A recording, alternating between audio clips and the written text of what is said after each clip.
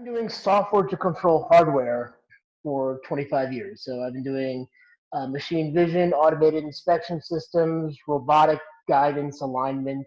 I've been a working manager for last couple of jobs. So sometimes they're actually in name, which is what I prefer, or just having the engineer title. 50 to 85% of the time, coding. 15-20% mentoring others, and then the rest would be planning, doing the normal management kind of thing. In general, I've always been an engineer ever since I was 3 years old. My first Lincoln log. So I care more about do I have cool, fun toys to play with, cameras, robots, etc. It's always something different, and yeah. So I am looking for new challenges. In general, I have a very good ability to kind of see the big picture as well as be able to actually implement things. What that allows me to do is to assess what is, or into kind of what is around the corner. I've taken many systems from first concept prototype all the way through product release or close to product release. I was in the AR VR space when I was at ZSpace.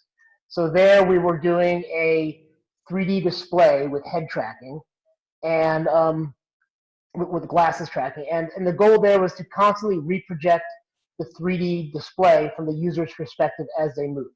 This made it incredibly realistic 3D. Plus, it also means that, and one of the ways it makes it really realistic is that because it's reprojecting, you can look around objects. When I was at Restoration Robotics, we were automating hair transplant.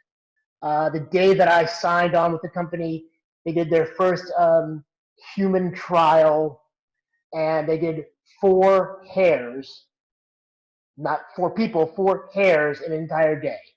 4.5 years later, we were doing 2,000 hairs in 4 hours, and we had gotten FDA approval. I've come in too many places where people design exactly and only for one set of specifications, and they don't have the customer-facing experience to go, well, who set this up and why? So somebody negotiated with somebody at a very high level, and they came up with, certain performance specifications.